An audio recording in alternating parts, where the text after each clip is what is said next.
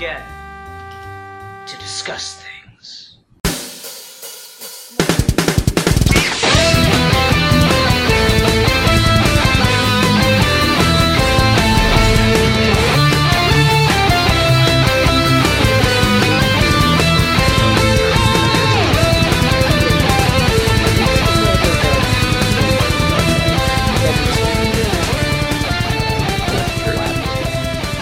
Anyway, you want to go ahead and get started?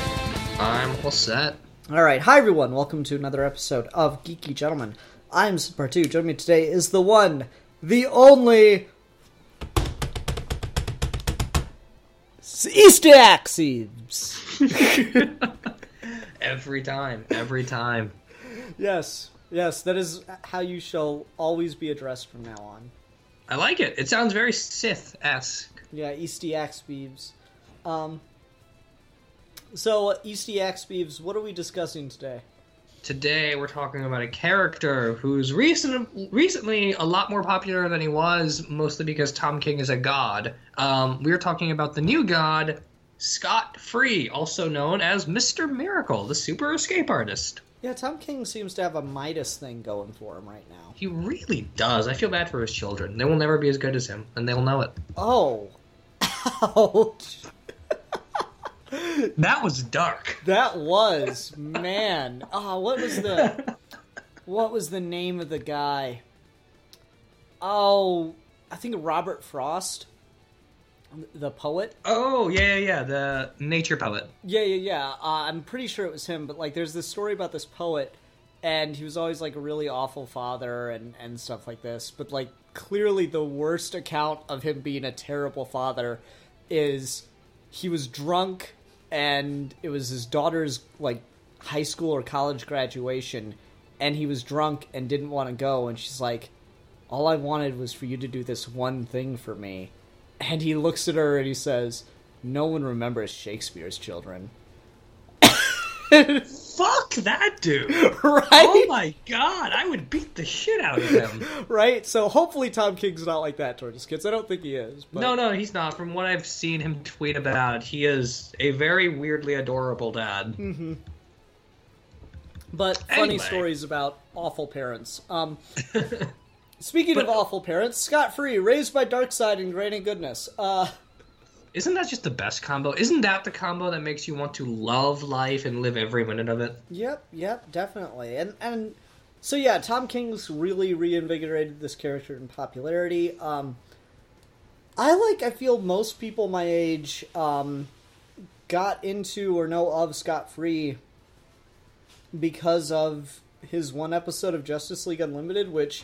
With the Flash, yeah. Yeah, and it honestly has... I think arguably the best scene in that entire series. Which one? When Scott Free is a child and he is trying to escape Apocalypse, and he gets trapped in like this electrified cage area, and Granny comes out and starts talking to him. And she says, Scott, you think you're better than the rest of the children, that you're smarter, but if anything, you're slower. They all realized to give up hope long ago. You just figured it out. And then he, like, looks at her and he like, says, basically, fuck you, and then gets out of the trap. Like, that is hands down one of the most inspirational, fantastic scenes in all of Justice League Unlimited, in my opinion. I agree. I love that episode. It's in my top 10. Certainly. And so that's how I first heard of Mr. Miracle. Long while back on Geeky Gentlemen, we reviewed the Fourth World Omnibus, and they had some Mr. Miracle stuff in there. And we also reviewed Seven Soldiers of Victory, and they had the Norm Rat, or not, what's his name? Shiloh Norman? Yeah, that guy. I always get him confused with Silver Surfer. Norman Rad. I mean, it's easy to remember because he's a surfer and his last name is Rad. Yeah, thanks for that little tip right there. No, but he was in that, and I'll never forgive Grant Morrison for putting Zatanna and Mr. Miracle on a team and not having them do a magic show together. Oh my god, so true. Yeah, right? Grant Morrison, worst writer ever. Tom King will rectify this. Yep.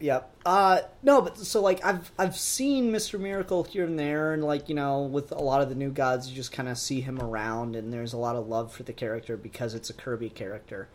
But I'd never like specifically gotten into the character of Mr. Miracle, like sought him out to read stuff that he was in or anything like that. Let's see. I think the first time I ever saw Mr. Miracle was Justice League International. If anyone remembers that book from the late 80s, which was basically Justice League, the sitcom. And he actually had a book that was concurrent with that series that was very similar to that I've never actually read. But then he also, his episode of Justice League Unlimited was really big for me. He's in Brave and the Bold, I think, at some point in the TV show, not the comic. He's in the comic too, but I haven't read those. Mm-hmm. But yeah, he's always kind of been in my peripheral vision. I just never really jumped into him. When we found out Tom King was doing Mr. Miracle as a miniseries, I went back and read all of Kirby's Fourth World stuff, but specifically all 25 original issues of Mr. Miracle. That's confusing. It's more like original 18 and then tacked on to 25. And it's been really interesting to see how well formed he was as a character from the very beginning. When I did my video on Mr. Miracle #1, part of what I thought was really interesting and what was fun to compare to is how Mr. Miracle #1, the original Kirby Comics narration, shifted in tone versus Tom King's same use of that narration, just based on where the story was structured and the paneling. But Kirby had a very solid idea of who Mr. Miracle was. Tom King's characterization of him is not a reinvention of him, so much as it's just making everything that Kirby was talking about really literal. From reading that original run, his characterization is entirely about anxiety, entirely about trying to escape life and all of that. It's all right there. It's just Tom King said, yeah, it's right there. Now let's actually visually show it. Yeah, I mean, that's the kind of the go-to move in comic books is take a character that people like know of but don't necessarily know a lot about and just really make explicit the things that are kind of, you know, subtle or apparent about the character. Just make it as explicit as possible. Visualize it in form, and that's how we get Batman villains. That's how we get Spider-Man characters. Like a lot of these characters that show up in comics are created like to specifically manifest a internal problem that either the main character is working through or that the creators behind the book are working through. Yeah. So for those that don't know, Mr. Miracle's got a really interesting history. Jack Kirby based him on, God, what was his name? Jim Steranko, because Jim Steranko had a pretty strange, bizarre career prior to being a comic book artist. He was a magician at one point, and his whole life is kind of like extravagant and stylized, which is partly why Kirby based Mr. Miracle on him.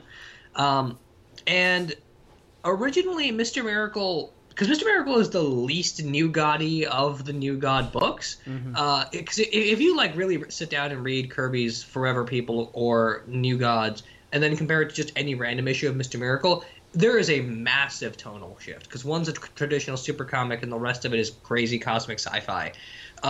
Apparently, the original idea was for Jack Kirby to like write a few issues of Mr. Miracle and then hand it off to Steve Ditko. That seems like it's always supposed to be that with Jack.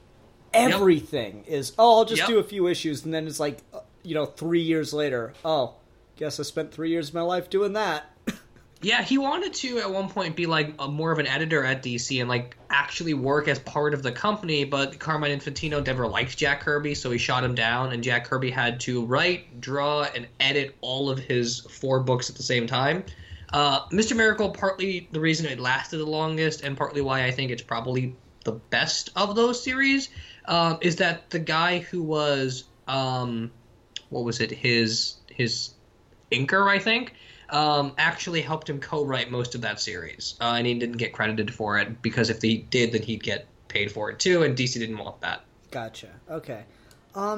Yeah, but Mr. Miracle, that old Kirby stuff, I do remember bits and pieces of from the Fourth World Omnibus, and, making Mr. Miracle a metaphor for anxiety and, making that as explicit as it is in the Tom King book, it makes it interesting to go back and look at some of that stuff, because I'm reminded of the issue that I found, both particularly compelling and also just, the more I think about it in this context of anxiety, I wonder what exactly the metaphor is.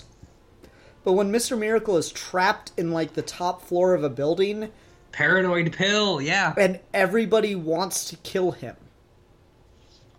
That is a really fascinating idea.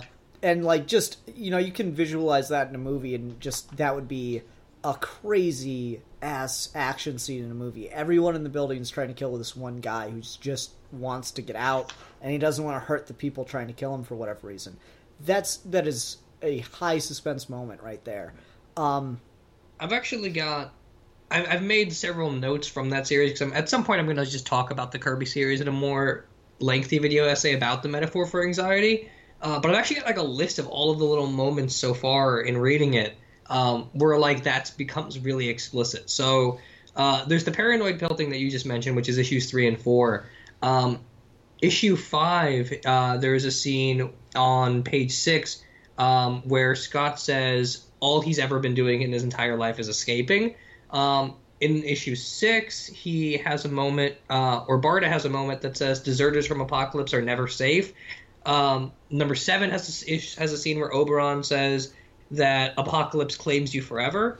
In issue 8, there's a scene where Granny Goodness talks about her exact line is, the secret of her power is the ability to shake our self-confidence. And then there's another moment later in that where he's facing this weird mind monster thing called the id. And his whole thing is to create an inferiority complex and make you afraid of facing yourself. Mm-hmm. Yeah. It's just so explicitly there. Yeah, and, it's interesting to talk about that in the context of Jack Kirby, who famously met every damn deadline, right? Yeah. Jack Kirby was a very reliable deadline guy, and from stories I've heard, he was the nicest guy in the world, because he'd let kids that were in the same city as him come in and watch him work on comics and stuff, and just chat with them for hours while he was working. And then they'd be like, oh wow, that Thor looks really cool. And it'd be a Thor that he literally just drew to turn in for a comic that was about to be printed. And he would say, oh, here, take it. I'll do it again. And that is insane. And thank God his wife told the kids, no, you're not allowed to take anything.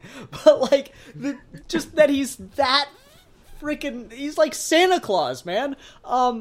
He really was. He was the nicest fucking guy. Yeah, and so, but the idea that he would do such kind things like that and work under these intense deadlines for what is honestly garbage pay compared to the amount of work he put into stuff.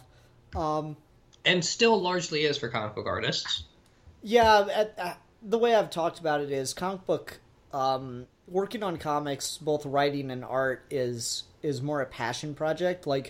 Very few people are going to go into comics to get rich. Very few people who are in comics for most of their life will make ends meet at that point. Yeah. Yeah, it's one of those things where it's people go, oh well, if you think that art has to be done not to make money, then you can't really talk about comics as an art form.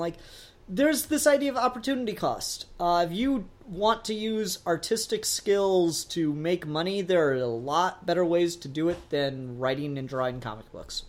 It's true. So Very true. It is entirely a passion.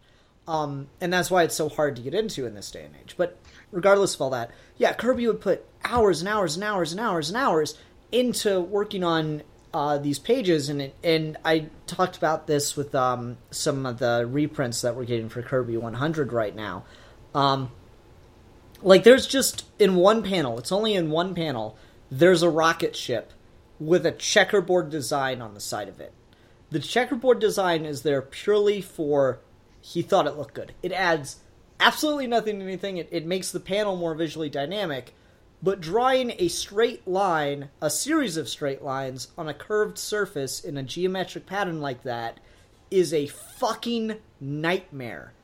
And he did it because, oh, this will look cool. Yep. So, man put tons of work into stuff. And to take that back to Mr. Miracle, this guy who's always trying to escape, who, obviously has these connections to intense anxiety and mood swings and intense feelings in the Tom King stuff,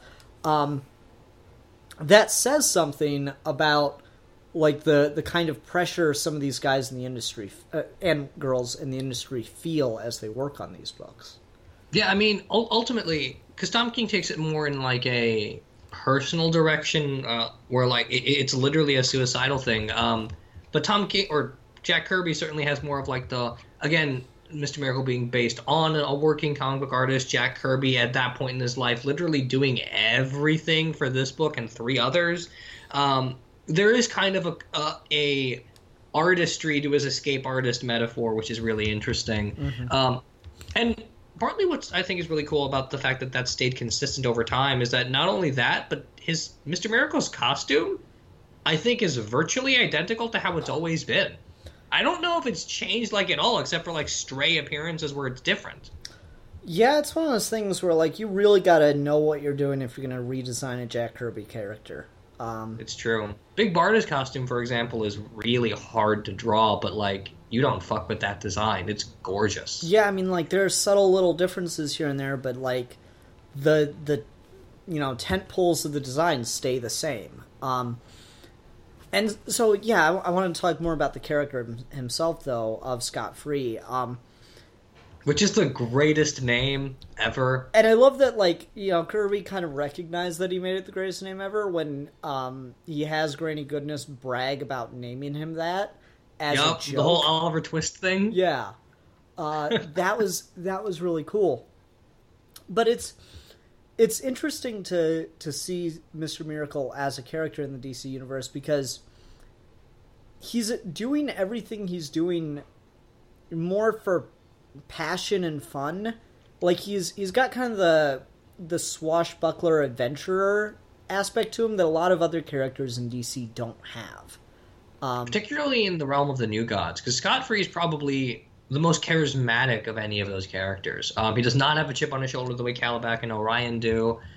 He's not morally overly righteous like Highfather is, or even as goal-oriented and driven as Granny Goodness or Darkseid. He's kind of the easiest window into that world because he's not there's no barrier there. There's no amount of expository, this is my view on the dark, gritty, eternal war of the New Gods kind of thing.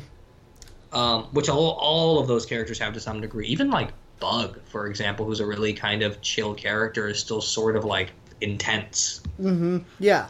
And so it's interesting to see him in that light. And again, not just the New Gods, but everybody. He does the escapes and stuff because it's fun. It's a challenge. And he does he does it all as in the guise of a superhero, and he does the superhero heroic stuff not only because it's the right thing to do, but it's just because that's the thing to do in the DC universe for the thrill seekers, as it were. Yeah. We often talk about Batman could solve all the world's problems with his goddamn money if he just wasn't being Batman, and that's a stupid argument, but whatever. But on some level, the people that go and dress up in the costumes in the DC universe to go fight crime, there has to be a fun factor to that just absolutely isn't acknowledged very often in the universe. And I feel Scott Free is kind of an affirmation of that.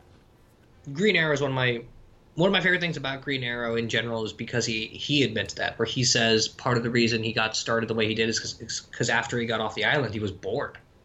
And Mr. Miracle has a very similar thing where he escapes Apocalypse, but he still needs to do something.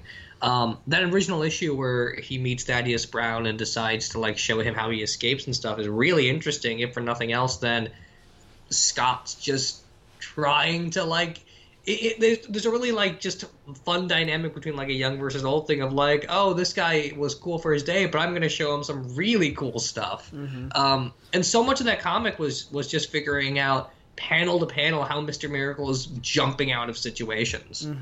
Let me ask you this, because I feel this is an interesting discussion, particularly with King and his whole idea of the panels are bars on a prison cell. With Mr. Miracle, he escapes from Apocalypse. Is there anything that you've read of Mr. Miracle just being somewhere in a wide open space on his own? Anything like that? Like Mr. Miracle just being in nature somewhere? So there's a scene kind of like that in New Gods, but I don't know how well that counts because he's just one of the many background characters in that scene. Okay, yeah, and I wouldn't think that's the thing to go to, but like, you have this idea of the person who's become accustomed to prison, become accustomed to a cell, and so I think that there's something interesting beyond just he's doing it to prove stuff to himself and to have fun. There's something really interesting in the idea of someone who has escaped and, saved their life by escaping prison cells doesn't seem to want to ever get away from cells and danger and chains and bondage. He keeps throwing himself back into them just to prove that he can always get out, which is, I don't know, it's fascinating. I think there's like the potential for a really interesting scene of Scott Free being like in a wide open field and not really knowing what to do. Yeah. Part of the brilliance of that first Tom King issue is that like so much of how it's structured is panel to panel, the transitions are almost being destroyed and he's just kind of being disjointed randomly across that page, and it feels very much like he's trapped in the most physical sense a comic can convey. Having him just kind of like pop up on a splash page with a big open field or something would be really interesting. Yeah. Do you know the history about the whole Funky Flashman thing? No. Okay, so in Mr. Miracle, in the original Jack Kirby stuff around like issue 7 or 8, Jack Kirby comes up with a character called the Funky Flashman. And the Funky Flashman is Stan Lee. He's this guy who wears a wig, is entirely about seeking out people with talent so he can exploit them, and gets all of his money from other people. And he wants to sign Scott Free up, and Scott's originally okay with it, partly because if he's going to run from Apocalypse, it just makes more sense to constantly be on the road, and so he's very comfortable with uprooting himself. The Funky Flashman stuff never really goes anywhere. He doesn't ever actually go on tour or anything. But Kirby very much designed that entire character and that entire situation to be a metaphor for his dynamic with Stan Lee, about the whole reluctantly needing Stan Lee, but only needing him insofar as it affirms things for him that are bad about himself, and Stan Lee is just exploiting people. Mm-hmm. And it's that's fascinating. It's interesting, and I feel like we're going to do an episode. By the time this is posted, that episode should already be posted. We're going to be doing an episode about Jack Kirby, and I think that'll be something more to bring up there again, because I have more complicated, I feel, opinions on the whole Stan Lee Kirby thing than most fans like to. It's this weird thing where people are like, oh no, Stan Lee's one of the greatest, he did all this stuff, and then other people are like, no, it was all Jack Kirby, and I'm like, I'm a little in the middle on that one. But regardless of all that, it is interesting how he tends to, visualize all these things through the characters that he creates, and Darkseid kind of being that ultimate threat of evil, and what does Darkseid want to do? He wants to subjugate and genocide. That is what Darkseid is. Darkseid is pain. Darkseid is suffering. And so I find it really interesting that all comes together, and Scott Free is the one trying to get away from it. If you imagine all these characters just kind of as different parts of the same brain expressing themselves, Scott Free is that voice of just like, fuck all of this, let's just go. My god, you know what I need? I need someone to reanimate the scene from Futurama of Professor Farnsworth saying, I don't want to live on this planet anymore. but do it with scot-free. That's Mr. Miracle. I don't want to live on this planet anymore. Oh, that'd be amazing. We mentioned this a little bit earlier, but scot-free is probably one of, if not the cleverest names in all of comics. Because his last name is literally free, and he's an escape artist, but scot-free as opposed to the saying scot-free as in free from penalty. Mm-hmm. It's kind of beautiful. It's the coolest little nod to everything he is and he isn't, and the way Tom King plays with that in a really interesting linguistic way about, like, is Scott lowercase f free? Darkseid is, scot-free is, like, there's a whole fun word game in just his name. Mm-hmm. Yep. It's bizarre how, because Scott-Free as a character seems like he'd be one of those cases where, like, he sort of, like, meanders across a bigger universe for a while, and then someone like Brian Michael Bendis comes in and, like, makes everything implicit about him literal, and it works. But he's kind of always there from the very beginning. I have a very hard time finding anything with Scott-Free where he isn't entirely in character this way. Whether DeMatteis is writing him, John Byrne's writing him, Walt Simonson's writing him, Jack Kirby, Tom King, Grant Morrison, they all kind of have the exact same voice for him. Okay, let me ask you about that since you mentioned Grant Morrison. Has Morrison ever written Scott-Free, or did he only write Shiloh Norman? Well, he wrote Shiloh Norman, but he wrote Scott-Free in some of the tie-ins to Final Crisis. Okay. And so this is my question for you, because I don't really know anything about Shiloh Norman outside of what I've read in Seven Soldiers of Victory. They were doing some weird shit with the New Gods at that point in continuity.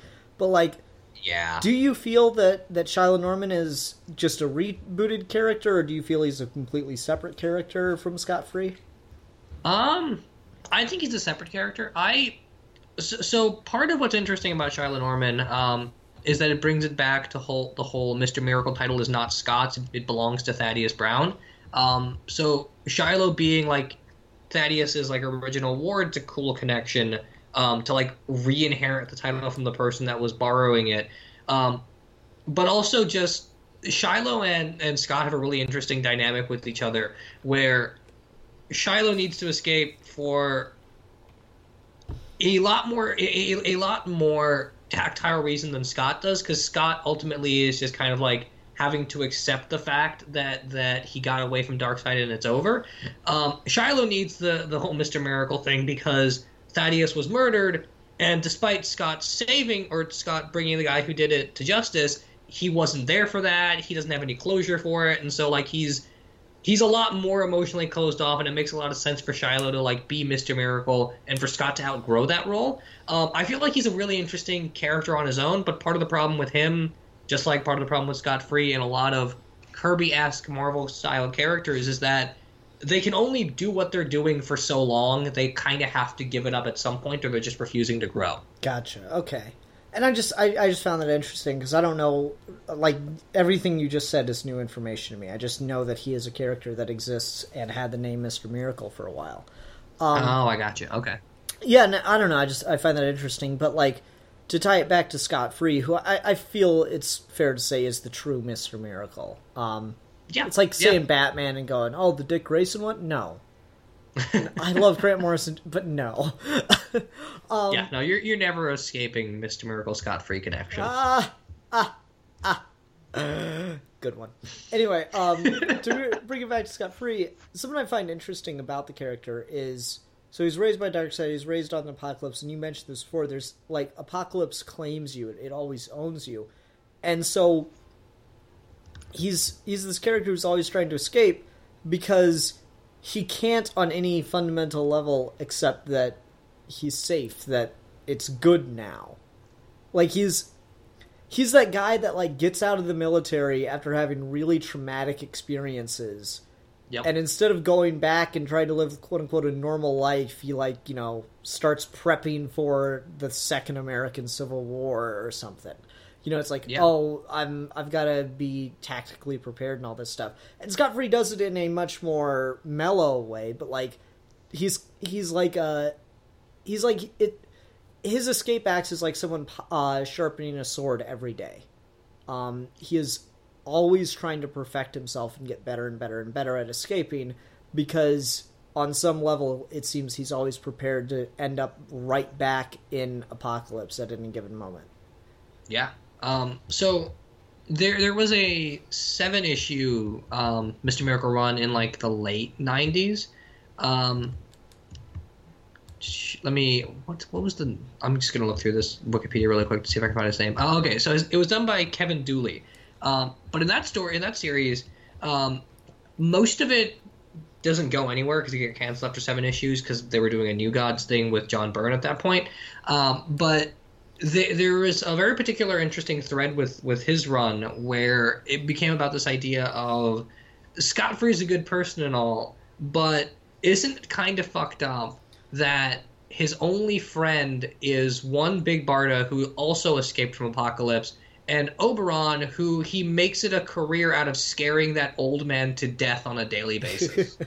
And like the sort of selfishness of Mr. Miracle in that him not being able to accept the fact that he escaped is literally placing an unwarranted contingency on the relationships he has with people. Like, who is Oberon to him if he's not worried about him? Who is Big Barda to him if she didn't help him escape?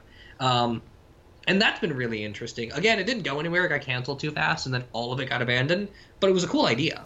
Yeah, and I think that's something that could certainly be explored more, possibly even in the King run. Like, not saying King's like going to go and expand on that, but like that seems like a pretty obvious plot thread to unravel in connection to the character.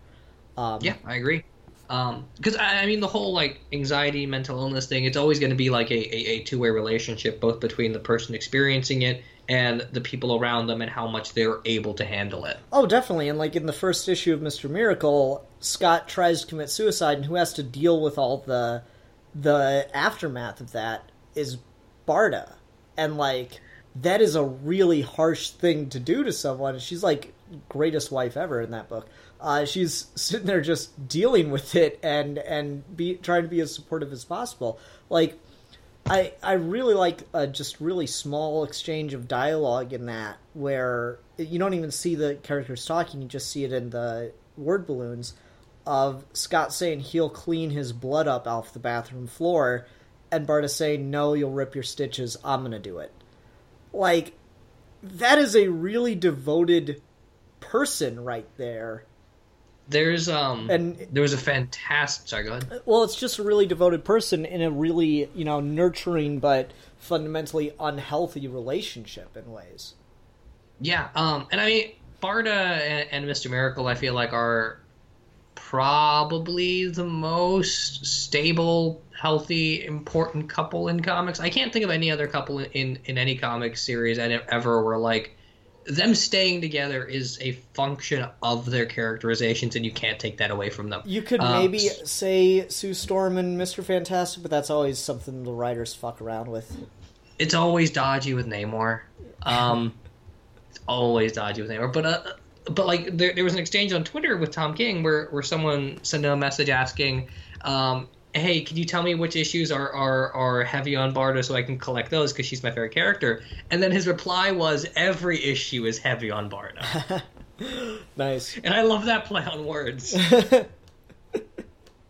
Yeah, that is really it, because, like, you really sympathize with Barda on some level as you get to the end of that Mr. Miracle issue, even though you're in Scott Free's head the whole time. Where, they have to go save Apocalypse, just something that has to be, or Apocalypse, New Genesis. They have to go save New Genesis right now. It's something that needs to be done. It can't wait. It doesn't matter that Scott's, like, not in the right place for this, and that's certainly developing his character and everything, but she's just trying to deal with the reality of the situation. And, like, the world can't wait for him, so she just needs to try to get him to snap out of it and act.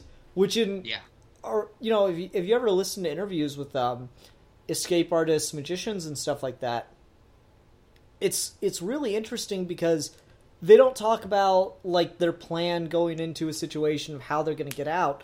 They really are just focusing moment to moment on what do I need to do right now.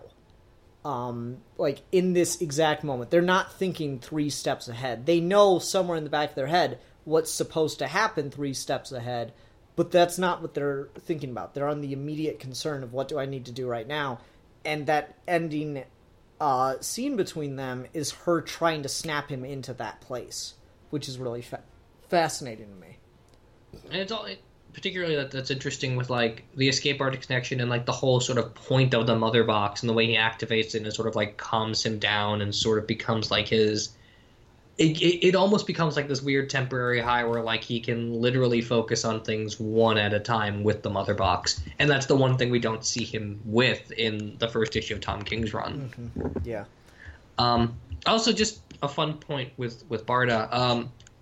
It's especially cool that like in 70s comics we got Big Barda, who was both physically stronger than her husband and kind of dealt with all of the more classic superhero shit while he was just running away. It's fun to see that archetype on its head. Yeah, totally. Wonder Woman and Big Barda are also just 2 of the funnest characters to write together ever. They play off each other in the most hilarious way. Interesting. I haven't read a ton of stuff with them together. There's a Brave and the Bold issue with those 2. It's beautiful. It's so funny. Nice. Okay, is there anything else we want to talk about with Scott Free?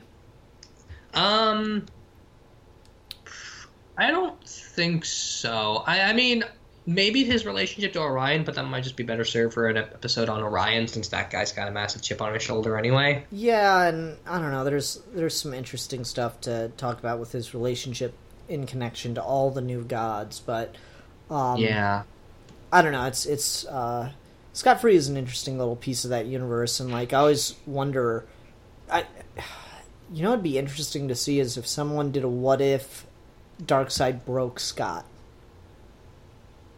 You know? That would be cool. Because, like, by Darkseid's standards, Highfather broke Orion. Highfather trained Orion to be like a person from New Genesis, right?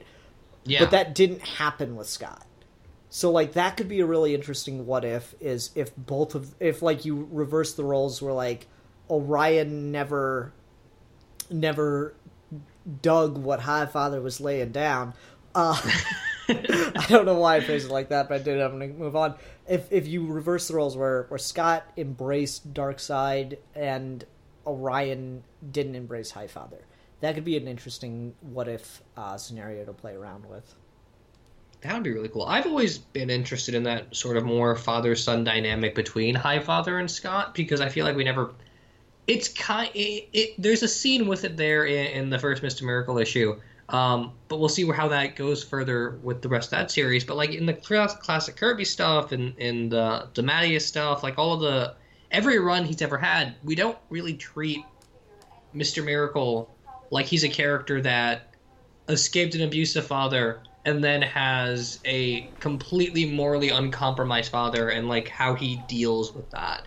That sort of like parentage relationship doesn't get explored in the way I think it needs to. Yeah, and it could be interesting to do more stuff like that. Like, I'd love to see a scene of Granny Goodness trying to, or just beating the living shit out of a young Scott Free, and then like kind of throwing him before Darkseid, and just I want to see Darkseid's version of a dad talk. Yeah. Like Scott tries to escape, and he gets, the belt, as it were, but the belt being, torture him to the edge of death, and then throw him before Darkseid, and Darkseid's like, now what did you do wrong? And Scott's like, nothing. Like, that's the kind of scene I'd love to see. And I think it could be really, really fascinating. Because, like, there's this interesting, really classic, political, like classic old age politics of the narrative of the hostage, wherein like, Game of Thrones has this with the character Theon Greyjoy, where he's being raised in the family home with this rival family because he's essentially a hostage. And there's this polite narrative that he's still treated with respect and dignity and everything. And like, that's not the case with Scott at all, beyond he's allowed to keep living even though he's not breaking. Like, that is the only courtesy that they extend to Scott in a really fascinating way. That would be really cool. And I mean, particularly in that more defeatist way, because there's a point in, I think, Walt Simonson's Orion where Scott gets the anti-life equation and he sort of becomes it. Actually, I might be thinking of Final Crisis. And, like, he becomes like Darkseid in that moment, but it's very different because he's all-powerful, and so it's not like he's broken, it's just like he's temporarily not himself. But yeah, no, from particularly what you were talking about, it'd be cool to see what he would be like in that context and what Orion might be like, have the same happen to him. Yeah, that could be a really interesting thing to explore. Elseworlds. Yeah. DC, why did they quit doing those? That's a really good question. I never understood the logic behind that. Yeah. They're like, oh, well, we're not doing Elseworlds anymore. I'm like, I don't give a fuck about your wide-ass continuity and wanting to limit the number of Earths. Elseworlds are fundamentally more interesting than that shit, and you know it. Everyone likes Elseworlds. I don't know a single person on this planet who isn't at some point in time entertained by an Elseworld. Exactly. Okay, let's go ahead and go on to recommendations. Oh boy. So I'm going to go first and foremost with the Justice League Unlimited episode, The Ties That Bind. I think that is a great introduction to the characters of Mr. Miracle. I'd also say that the two-part story, The Panic Pill, or Paranoia Pill or Panic Pill? Paranoid Pill. It's number 3 and number 4 in Jack Kirby's run. Yeah, I think that is a really, really strong story that just works on its own. As like, you don't even have to think of the anxiety stuff. It's just intense, suspense-driven action kind of thing, too. Yeah, it's very dynamic. And so far, we're one issue into this 12-issue Mr. Miracle run by Tom King as I record this episode. And, man, it's already brilliant. So go ahead and pick that up. Yeah, no, that first issue is one of the best first issues of any comic ever. Yeah, no, definitely get that. Of the original Kirby stuff, I say only read the first 12 issues, because all the other New Gods book got canceled at 11, and then after 12, everything in Kirby's Mr. Miracle just kind of became more watered down to do generic superhero fare, so it's not as interesting. But definitely read the first 12 issues of that, which has Paranoid Pill, but it also has Scott trying to escape Darkseid through a trial by combat kind of thing, and that's really cool. And then probably the Walt Simonson Orion book. Mr. Miracle's not in that very much, but when he's in it, he's fascinating. And that just on its own is a fantastic series that's worth checking out for anyone that's interested in Orion as well. Particularly in that sort of like antagonistic brother relationship those two have in particular, where Scott got to break free and be exactly who his dad wanted him to be. Orion could fundamentally, by definition, never be that. And that's partly why he hates Mr. Miracle, and I really like that. Nice. Let me ask you one question. Since this is a character that has never appeared in live action before, fan cast Mr. Miracle. Ooh, fan cast Mr. Miracle. Oh, I love fan casting things. Matt Boomer. Nice. Oh, I totally see it. Yes, I am 100% behind this. Matt Boomer just needs to be in a superhero thing like yesterday. He's got the jaw. He's perfect for a superhero thing. Matt Boomer Scott-Free would be the greatest thing ever. You know, I was joking about this, but like before Ben Affleck was announced as Batman, part of me really, really, really wanted Matt Boomer to be cast as Batman, so that they would never do this, but so that they could do the whole Batman pretends to be Superman on trial kind of thing. Oh my god, that'd be the best. Yeah, right? Because those two, Henry Cavill and Matt Boomer, are like twin brothers, I swear. Anyway, like Matt Boomer is just a slimmer version of Henry Cavill. It's ridiculous. He really is. It's fantastic. All right, and he's basically Deadshot in The Nice Guys. Okay, who should we talk about next time? I've taken to just like looking around my room at characters and stuff, like action figures and things that I own. Let's talk about Kratos from God of War. Ooh, that'll be fun. Yeah. All right, everyone. Thanks very much for watching. Until next time, I'm the Philosopher. And I am the exile. And we are your geeky gentlemen, and we will be discussing things. Badoo.